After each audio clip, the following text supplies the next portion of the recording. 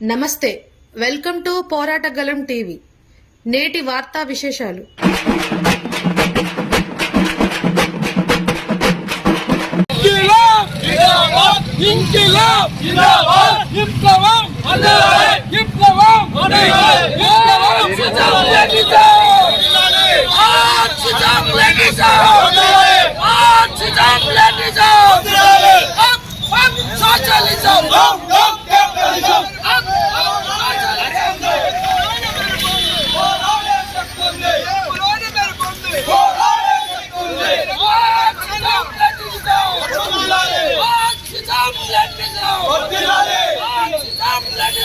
భగత్ సింగ్ 94వ వర్ధంతి కార్యక్రమంలో పాల్గొన్నటువంటి అఖిల భారత యువజన సమాఖ్య కార్యకర్తలందరికీ మొదటగా నమస్కారాలు.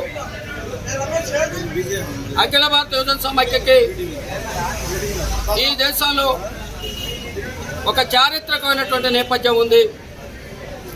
స్వతంత్ర పోరాటంలో నూనె మీసాలు కలిగినటువంటి భగత్ సింగ్ ఒక మిలిటెంట్ ఉద్యమం ద్వారా ఈ దేశానికి స్వాతంత్రం వస్తుంది, బ్రిటిష్ పాలకులకి ఒక అల్టిమేటం ద్వారా ఈ దేశాన్ని విడిచిపెట్టేటువంటి అవకాశం ఉంటుందన్నటువంటి ఒక మిలిటెంట్ పోరాటం ద్వారా పార్లమెంటులో బాంబేసి వాళ్ళ తన ప్రాణాల్ని వాళ్ళ బలిదానం చేసినటువంటి వాళ్ళ పోలీసులతో చేత పట్టుబడి తను వాళ్ళ ఉరితీత కూరినటువంటి భగత్ సింగ్ వారసులుగా ఈ దేశంలో వాళ్ళు అనేకమైనటువంటి చారిత్రక ఉద్యమాలు నిర్వహించినటువంటి అఖిల భారత యువజన సమాఖ్య ఈ దేశంలో వాళ్ళ 7.5 దశాబ్దాల కాలంలో పాలించినటువంటి పాలకులు వాళ్ళ ఉపాధి సౌకర్యాలు లేక నిరుద్యోగంతో ఆకలితోటి తాండవిస్తూ ఉన్నారు. ఈ దేశంలో అనేకమైనటువంటి ఏర్పాటు ఉద్యమాలు కొనసాగుతూ ఉన్నాయి. యువతనే పక్కదారి పట్టించేటువంటి ప్రయత్నాలు పాలకులు వాళ్ళ ప్రయత్నం చేస్తూ ఉన్నారు. ఈ దేశంలో ఉన్నటువంటి సంపద కేవలం కొద్ది మంది వ్యక్తుల చేతిలో కేంద్రీకృతమైతా ఉంది. ఆర్థిక అసమానతలు వాళ్ళ కొనసాగుతా ఉన్నాయి. ఈ దేశంలో సామాన్యుడు బతకలేనటువంటి పరిస్థితి కొనసాగుతున్నటువంటి నేపథ్యంలో అఖిల భారత యువజన సమాఖ్య ఈ దేశంలో ఉన్నటువంటి యువకులందరినీ చైతన్యవంతపరిచి పనైనా చూపండి, తిండైనా పెట్టండి అన్నటువంటి వినాదాన్ని తీసుకొని ఉద్యోగం లేదా జైలు అన్నటువంటి వినాదంతో అనేకమైనటువంటి ఉద్యమాలు చేపట్టినటువంటి అఖిల భారత యువజన సమాఖ్య నేడున్నటువంటి పరిస్థితుల్లో భారతదేశంలో ఉన్నటువంటి వాళ్ళ పాలకులు అనుసరిస్తున్నటువంటి కార్పొరేట్ అనుకూల విధానాలకు వ్యతిరేకంగా వాళ్ళ మరొకసారి పోరాటాన్ని నిర్వహించాల్సినటువంటి అవసరం అఖిల భారత యువజన సమాఖ్యకు ఉంది. ఈ దేశంలో ఆర్థిక అసమానతల కోసం, అవినీతి కోసం, ఈ దేశ ఐక్యత కోసం మరొకసారి వాళ్ళ భగత్ సింగ్ వారసులంగా మనం మన కర్తవ్యాన్ని నిర్వర్తించాల్సిన అవసరం ఉంది. అదే మనం వాళ్ళ భగత్ సింగ్ వచ్చేటువంటి నిజమైనటువంటి నివాళని ఈ సందర్భంగా తెలియజేస్తున్నాం. నా పేరు నానబాల రామకృష్ణ, ఏఎఫ్ జిల్లా ప్రధాన కార్యదర్శి. ముందుగా ఈ యొక్క కాగడాల ప్రదర్శనకు ఏర్పాటు చేసినటువంటి ఏదులాపుర శాఖకు ఖమ్మం జిల్లా సమితి నుంచి విప్లవాలు తెలియజేస్తున్నా. ఈ రోజు ఏదైతే ఉందో 94వ వర్ధంతి రాజ్గురు సుఖ్దేవ్ భగత్ సింగ్లు చేసినటువంటి త్యాగాలు ఈ కలియుగం ఉన్నన్ని రోజులు అంటే సూర్యచంద్రులు ఉన్నన్ని రోజులు భారతదేశంలో కావచ్చు, ఇంకా ఇతర దేశాల్లో కూడా మన కమ్యూనిస్ట్ పార్టీ 193 దేశాల్లో ఉన్నటువంటి యువత భారతదేశంలో ఉన్న 60% ఉన్నది. మిగతా దేశాల్లో ఎక్కడ కూడా ఇంత యువత కూడా లేదు. కాబట్టి మన యువశక్తిని ఉపయోగించుకుంటంలో భారతదేశంలో ఉన్నటువంటి కేంద్ర రాష్ట్ర ప్రభుత్వాలు రెండు కూడా నిర్వీర్యం చెందుతున్నాయని చెప్పి సందర్భంగా మీకు తెలియజేస్తుంది.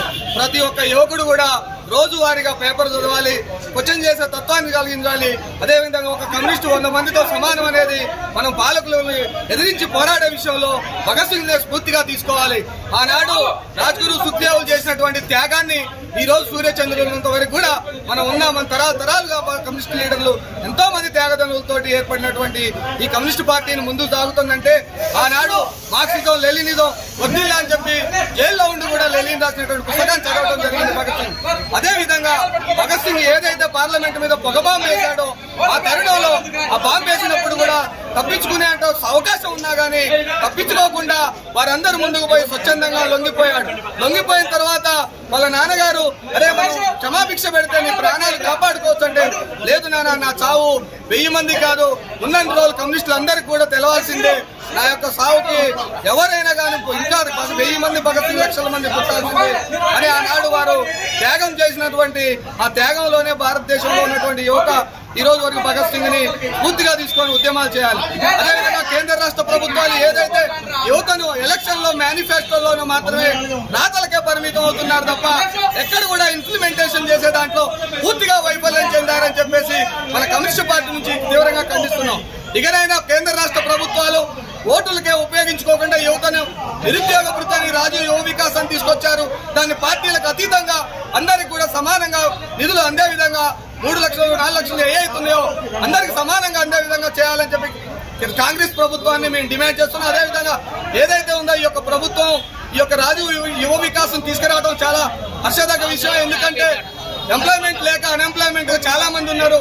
కాబట్టి పార్టీలకు అతీతంగా అర్హులైన వారిని గుర్తించి మీరు ఈ ఫలాలను అందరికీ నిరుద్యోగాలకు అందించాలని చెప్పి డిమాండ్ చేస్తున్నారు.